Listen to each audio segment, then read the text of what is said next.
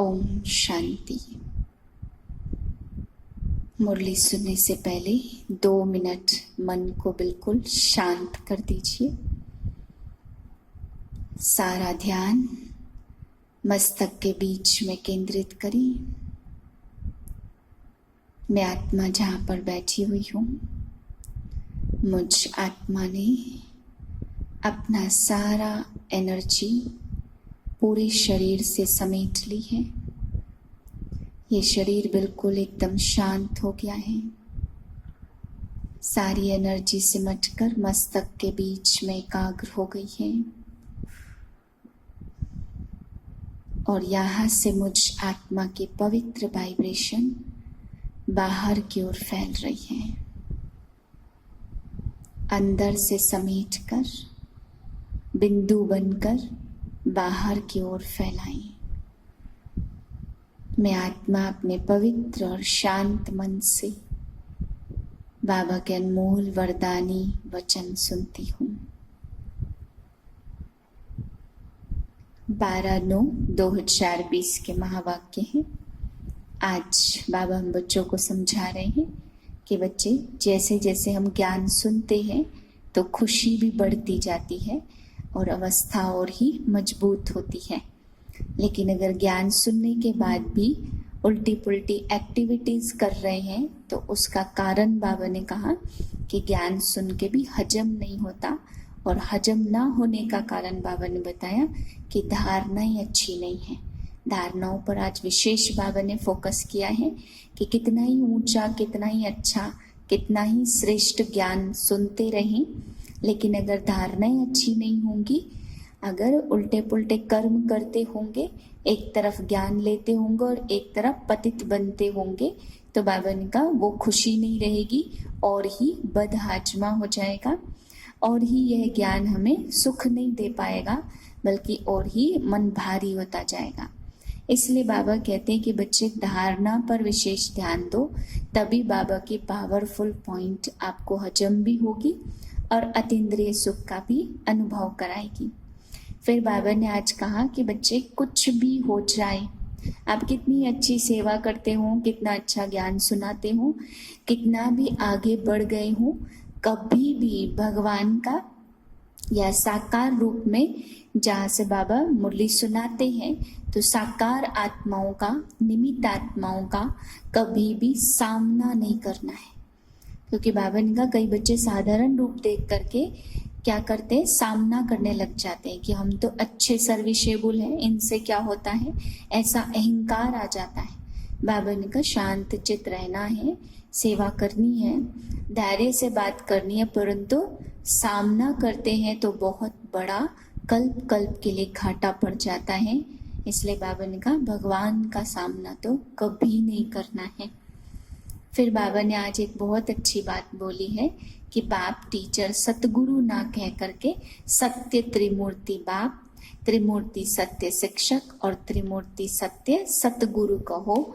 क्योंकि जब तक मूर्तियों के बारे में, 3 देवताओं के बारे में ज्ञान नहीं देंगे, तब तक कैसे समझ में आएगा कि बाप आकर के पढ़ाते भी हैं, शिक्षक भी बनता है, पालना भी देते हैं। तो बिना साकार के तो पालना या पढ़ा नहीं सकते। इसलिए बाबा ने कहा त्रिमूर्ति शब्द जरूर लिखो। फिर आज बाबा एक बात समझा रहे हैं कि बुढ़ियों को पढ़ा लिखा करके इतना अच्छा बनाओ, इतनी मेहनत करो उन पे, जो बाबा किसी भी प्रदर्शनी में या किसी भी सेवा में कहे कि 8-10 बुढ़िया चाहिए तो बुढ़िया तुरंत तैयार हो जाए। बाबा ने कहा अगर ऐसी बुढ़िया तैयार हो गई, प्रदर्शनी समझाने लगी, तो समझो बाबा का नाम वाला हो जाएगा। फिर योग की अवस्था के लिए भी बाबा ने कहा बहुत मजबूत रखनी है, क्योंकि एक योग, एक श्रीमत ही ऐसी चीज है जो तुम्हें सहज राजयोग सिखाती है, और एक श्रीमत से ही तुम्हें विश्व की राजाई प्राप्त हो जाती है। मीठे बच्चे, सदा यही स्मृति रहे, हम श्रीमत पर अपनी सतयुगी राजधानी स्थापन कर रहे हैं तो अपार खुशी रहेगी। प्रश्न है, यह ज्ञान का भोजन किन बच्चों को हजम नहीं हो सकता? उत्तर है, जो भूले करके छी पतित बनकर फिर क्लास में आकर बैठते हैं। उन्हें ज्ञान हजम नहीं हो सकता। वह मुख से कभी कह नहीं सकते कि काम महाशत्रु है। उनका दिल अंदर ही अंदर खाता रहेगा। वह आश्रयी संप्रदाय के बन जाते हैं। बाप बैठ रूहानी बच्चों को समझाते। कौन सा बाप? सत्य शिव बाबा, सत्य शिक्षक और सत्य गुरु। सच तो वह है ना, उस बाप की महिमा तुम बच्चों को जरूर करनी है। तुम बच्चे जानते हो हमको सत्य शिव बाबा मिला है, तो हम बच्चे अब श्रीमत पर एक मत बन रहे हैं। तो श्रीमत पर चलना चाहिए ना। आगे हमारी राजधानी थी। हम देवी देवता धर्म वाले ही 84 जन्म भोग कर अंतिम जन्म में संगम पर हैं। इस पुरुषोत्तम संगम युग का सिवाय तुम बच्चों के और कोई को भी पता नहीं है। बाबा कितनी पॉइंट्स देते हैं। बच्चे अगर अच्छी रीति याद में रहेंगे तो बहुत खुशी में रहेंगे, परंतु बाप को याद करने के बदले दुनियावी बातों में पड़ जाते हैं। यह याद रहनी चाहिए, हम श्रीमत पर अपना राज्य स्थापन कर रहे हैं। गाया भी जाता है, ऊंचते ऊंच भगवान उनकी ही ऊंचते ऊंच श्रीमत है। आदि मध्य अंत को जानकर तुम्हें दैवी गुण भी धारण करने हैं। बाप का कभी भी सामना नहीं करना चाहिए। बहुत बच्चे अपने को सर्विसेबल समझकर अहंकार में आ जाते हैं। ऐसे बहुत होते हैं, फिर कहाँ कहाँ हार खा लेते हैं तो नशा ही उड़ जाता है। तुम माताएं तो अनपढ़ी हो, पढ़ी हुई होती तो कमाल कर दिखाती।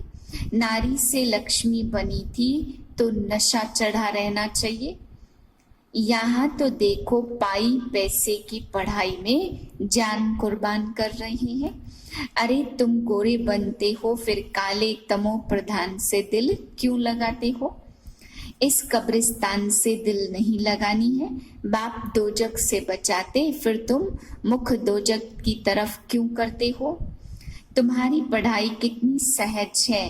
पढ़ते पढ़ते एक्सीडेंट हो जाए, मर जाए तो वह पढ़ाई तो खत्म हो जाएगी, परंतु यह पढ़ाई कभी भी व्यर्थ नहीं जाती है। बाप कहते बच्चे काला मुंह करते हैं। ऐसे बहुत हैं जो काला मुंह करके छीछी बनकर यहाँ बैठते, तो फिर पढ़ाई हजम नहीं होती है, बद हाजमा हो जाता, 100% काले बन जाते हैं, हड्डी हड्डी टूट जाती है। तुम माताओं का संगठन बहुत अच्छा होना चाहिए। यह एम ऑब्जेक्ट है। 100% पवित्रता, सुख, शांति, संपत्ति की स्थापना अभी हो रही है। विनाश के बाद श्री कृष्ण आ रहा है, यह क्लियर लिख देना चाहिए। सतयुगी एक ही देवी देवताओं का राज्य, एक भाषा, पवित्रता, सुख, शांति फिर से स्थापन हो रही है। गवर्नमेंट चाहती है ना, स्वर्ग होता ही है सतयुग त्रेता में। बाप कहते हैं अब तुम स्वर्गवासी बन रहे हो, भारत स्वर्ग बन रहा है श्रीमत पर, परंतु वह हिम्मत भी होना चाहिए। चक्कर पर जाते हैं तो चित्र लक्ष्मी नारायण का ले जाना चाहिए। अच्छा है, इसमें लिख दो देवता धर्म की स्थापना हो रही है। ऐसे बड़े बड़े चित्र हो, छोटे छोटे चित्र तो छोटे बच्चे पसंद करते। अरे चित्र तो जितना बड़ा हो उतना अच्छा। यह लक्ष्मी नारायण का चित्र तो बहुत अच्छा है। बाप कहते सदैव बच्चों को नशा रहना चाहिए। थोड़ी थोड़ी बात में एक मत नहीं मिलती तो बिगड़ जाते हैं। यह तो होता ही है, कोई किस तरफ कोई किस तरफ, फिर मेजोरिटी वाले को उठाया जाता है। इसमें रंज होने की बात नहीं होती। रूठ पड़ते हैं, हमारी बात मानी नहीं गई। अरे इसमें रूठने की क्या बात है? बाप तो सबको रिझाने वाला है। माया ने सबको रुसा दिया है।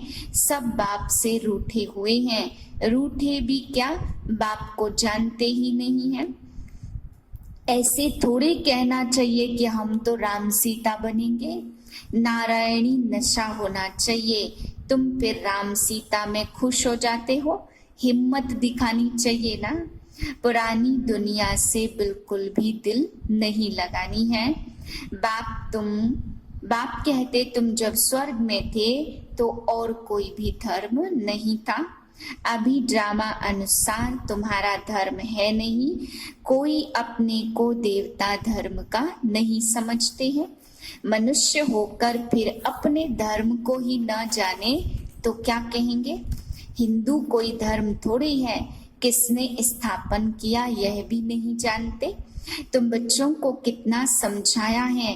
बाप कहते मैं कालों का काल आया हूँ, अब तुम सबको वापस ले जाने। बाकी जो अच्छी रीति पढ़ेंगे वह विश्व के मालिक बनेंगे। अब चलो घर, यहाँ रहने लायक नहीं है, बहुत किचड़ा कर दिया है आशुरी मत पर चलकर। बाप तो ऐसे कहेंगे ना, तुम भारतवासी जो विश्व के मालिक थे अब कितने धक्के खाते रहते हो। लज्जा नहीं आती। तुम्हारे में भी कोई है जो अच्छी रीति समझते हैं। नंबरवार तो है ना, बहुत बच्चे तो नींद में रहते हैं, वह खुशी का पारा नहीं चढ़ता। बाबा हमको फिर से राजधानी देते हैं तो बाप कहते इन साधुओं आदि का भी मैं उद्धार करता हूँ। वह खुद न अपने को न दूसरे को मुक्ति दे सकते। सच्चा गुरु तो एक ही सतगुरु है जो संगम पर आकर सबकी सदगति करते हैं। बाप कहते मैं आता हूँ कल्प कल्प के संगम युगे, जबकि हमको सारी दुनिया को पावन बनाना होता।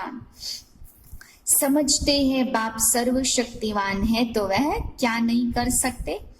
अरे मुझे बुलाते ही हो पतितों को पावन बनाने आओ, तो मैं पावन बनाने ही आया हूँ। बाकी और क्या करूँगा। बाकी तो रिद्धि सिद्धि वाले बहुत हैं, मेरा काम ही है नरक को स्वर्ग बनाना। वह तो हर 5000 वर्ष के बाद बनता है। आदि सनातन देवी देवता धर्म है सबसे पहले, बाकी पीछे पीछे और धर्म आते हैं। बाप कहते ग्रस्त व्यवहार में रहते तुम जन्म जन्मांतर पतित रहे, अभी तुम्हें पावन बनना है। यह लक्ष्मी नारायण का चित्र और सीढ़ी का चित्र बहुत अच्छा है। इसमें लिखा है सतयुग में एक धर्म एक राज्य, तो समझाने की भी बड़ी युक्तियां चाहिए। बूढ़ी माताओं को सिखलाकर तैयार करना चाहिए। कोई को भी यह चित्र दिखाकर बोलो पहले इनका राज्य था, अभी है नहीं। अभी बाप कहते मुझे याद करो तो पावन बनकर इनके राज्य में चले जाएंगे। इनको पढ़ने से ही तुमको नारायणी नशा व विश्व के मालिक बने का नशा चढ़ेगा। बाप कहते मैं तुमको ऐसा लक्ष्मी नारायण बनाता हूँ तो तुम्हें औरों के लिए भी रहम दिल बनना चाहिए। जब अपना कल्याण कर तब दूसरे का भी कल्याण कर सकेंगे। बुढ़ियों को सिखलाकर होशियार बनाना है। सामने एम ऑब्जेक्ट देखकर ही खुशी होती है, जो करेगा सो पाएगा। हम यह शरीर छोड़ विश्व के मालिक बनेंगे। देखो लिफाफे पर छपा है 1 रिलीजन 1 डीटी किंगडम 1 लैंग्वेज, वह जल्दी ही स्थापन होगी। अच्छा मीठे मीठे सिकिलदे बच्चों प्रति माता पिता बाप दादा का याद प्यार गुड मॉर्निंग। रूहानी बाप की रूहानी बच्चों को नमस्ते। हम रूहानी बच्चों की रूहानी बाप को नमस्ते। धारणा के लिए है पहली पॉइंट, कभी भी आपस में व बाप से रूठना नहीं है। बाप रिझाने आए हैं तो कभी रंज नहीं होना है, बाप का सामना नहीं करना है। दूसरी पॉइंट है पुरानी दुनिया से पुरानी देह से दिल नहीं लगानी है। सत्य बाप सत्य टीचर और सत्य गुरु के साथ सच्चा रहना है। सदा एक की श्रीमत पर चल आत्म अभिमानी बनना है। वरदान है आदि रत्न की स्मृति से अपने जीवन का मूल्य जानने वाले सदा समर्थ भव। जैसे ब्रह्मा आदि देव हैं, ऐसे ब्रह्मा कुमार कुमारियां भी आदि रत्न हैं। आदि देव के बच्चे मास्टर आदि देव हैं। आदि रत्न समझने से ही अपने जीवन के मूल्य को जान सकेंगे। अर्थात प्रभु के रत्न, ईश्वरी रत्न तो कितनी वैल्यू हो गई। इसलिए सदा अपने को आदि देव के बच्चे, मास्टर आदि देव, आदि रत्न समझकर हर कार्य करो तो समर्थ भव का वरदान मिल जाएगा। कुछ भी व्यर्थ जा नहीं सकता। स्लोगन है ज्ञानी तू आत्मा वह है जो धोखा खाने से पहले परख कर स्वयं को बचा ले।